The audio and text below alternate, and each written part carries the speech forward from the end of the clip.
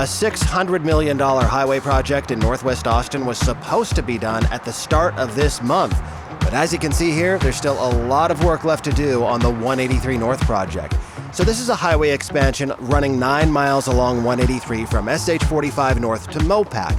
And this project includes adding 2 tolled lanes in each direction with tolls that go up or down based on how busy it is. The goal is to keep traffic moving at least 45 miles an hour, similar to the Mopac Express lanes, which will tie into 183 North. Now, bad weather played a role in the delays, but the contractor Great Hills Constructors also ran into problems related to paving the road and building massive retaining walls and making drainage systems that can handle Austin's flash floods.